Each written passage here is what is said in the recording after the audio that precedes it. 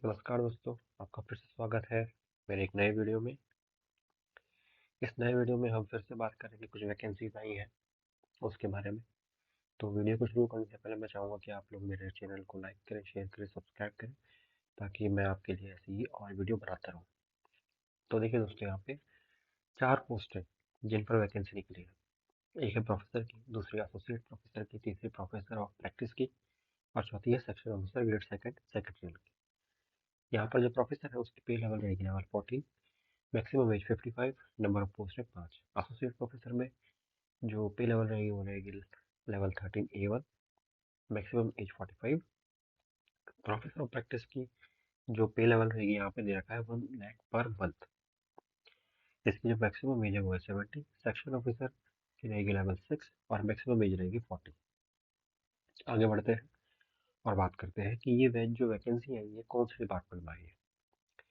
तो दोस्तों, ये जो वैकेंसी आई है ये निकली है national institute of technical teachers training and research, Kolkata.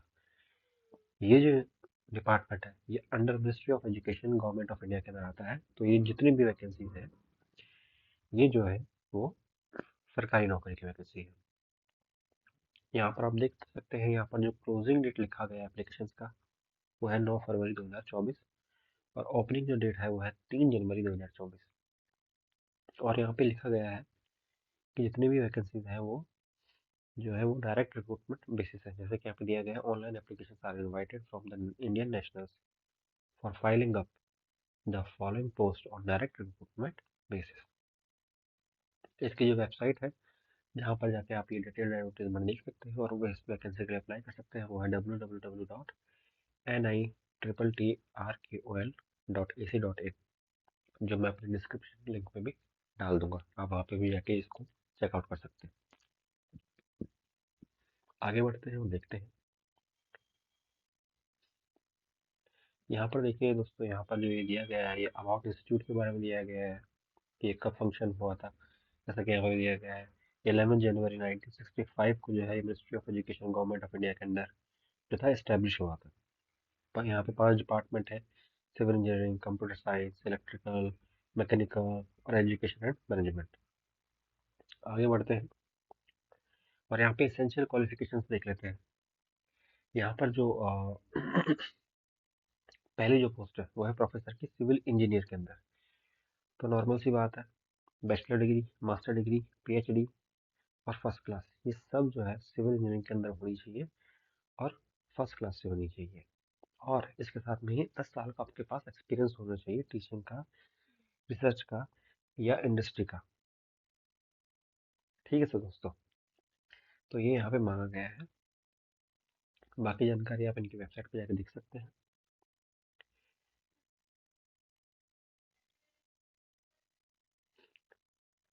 अगर ये जो पोस्ट है वो भी प्रोफेसर की है, ये कंप्यूटर साइंस इंजीनियरिंग के अंदर है। इसके अंदर कंप्यूटर साइंस के अंदर आपकी बैचलर डिग्री हो, मास्टर डिग्री हो, पीएचडी हो, ये सब हो और फर्स्ट क्लास के अंदर हो, और वही 10 साल का एक्सपीरियंस जो है मांगा गया है। आगे बढ़ते हैं। आगे प्रोफेसर जो है वो इलेक्ट्रिकल इंजीनियरिंग के अंदर हो। इसके अंदर इलेक्ट्रिकल इंजीनियरिंग में आपके पास बैचलर डिग्री हो, मास्टर डिग्री हो, पीएचडी हो विद फर्स्ट क्लास और 10 साल का एक्सपीरियंस हो। अगली जो पोस्ट है वो है एसोसिएट प्रोफेसर की सिविल इंजीनियरिंग के अंदर। इसके अंदर भी सेम ही क्वालिफिकेशन आपसे मांगी गई है, और यहाँ पे 8 साल का मिनिमम एक्सपीरियंस मांगा गया है, वहाँ पर 10 साल का मांगा गया था। आगे देखते हैं। आगे एसोसिएट प्रोफेसर मैकेनिकल इंजीनियरिंग के अंदर, तो आपको सिंपल मैकेनिकल इंजीनियर के अंदर जो है इंजीनियरिंग के अंदर बैचलर डिग्री, मास्टर डिग्री या पीएचडी हो, और साथ में वो फर्स्ट क्लास से हो, और 8 साल का एक्सपीरियंस यहाँ पर जो है वो मांगा गया है। आगे बढ़ते हैं। यहाँ पे डिजायरेबल एक्सपीरियंस दिया गया है फॉर ऑल टीचिंग पोजीशंस के लिए, वो आप देख सकते हैं, इनकी वेबसाइट पे जाके चेक कर सकते हैं वो। मैकेनिकल इंजीनियरिंग की डिसिप्लिन क्या है, रेलेवेंट डिसिप्लिन क्या रहेंगे, सिविल इंजीनियरिंग में क्या रहेंगे, कंप्यूटर साइंस एंड इंजीनियरिंग में क्या रहेंगे, वो सब यहाँ पे दिया गया है। एजुकेशन मैनेजमेंट में क्या रहेंगे, इलेक्ट्रिकल इंजीनियरिंग में क्या रहेंगे, वो सब यहाँ पे दिया गया है। अगली जो पोस्ट है वो प्रोफेसर ऑफ प्रैक्टिस की।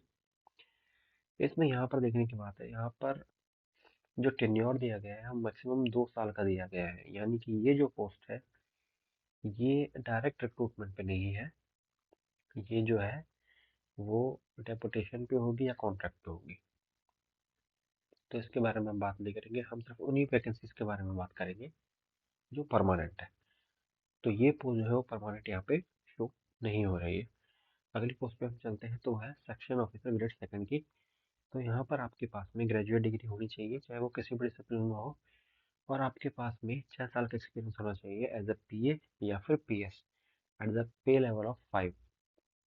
ठीक है, या फिर इसके इक्विवेलेंट। तो आप जो है इसके लिए अप्लाई कर सकते हैं। डिजायरेबल क्वालिफिकेशंस तो हमें देखनी नहीं है। आगे चलते हैं, आगे यहाँ पे और क्या देंगे, यहाँ पे जॉब डिस्क्रिप्शन दिया गया है, तो वह यहाँ पे आप इनकी वेबसाइट पे जाके चेक कर सकते हैं। आगे चलते हैं, आगे यहाँ पे अगर कुछ और दिया गया है, जैसे यहाँ पे कुछ फीस दी गई है, तो हाँ, जैसा कि मैं बात कर रहा था फीस के बारे में, तो यहाँ पे फीस दी गई है दोस्तों। यहाँ पे बोला गया है जो टीचिंग पोस्ट है उनके लिए 1000 रुपीज़ जो है वो फीस रहेगी, और 500 जो फीस रहेगी वो होगी नॉन टीचिंग पोस्ट के लिए। तो ये जो फीस है ये रहेगी ओबीसी और यूआर कैंडिडेट के लिए। और जो भी कैंडिडेट है जो एसटी एससी या पीडब्ल्यूडी के हैं, या फिर वुमेन है कैंडिडेट है, या फिर पीडब्ल्यूडी वाले हैं, उनके लिए यहाँ पे कोई फीस नहीं है। यहाँ पे अकाउंट नंबर दिया गया है और आईएफएससी कोड दिया गया है, जहाँ पर आपको जो है वो फीस जिसके फेवर में आपको एनईएफटी या आरटीजीएस करना है। आगे बढ़ते हैं, आगे यहाँ पे और कुछ दिया गया है, तो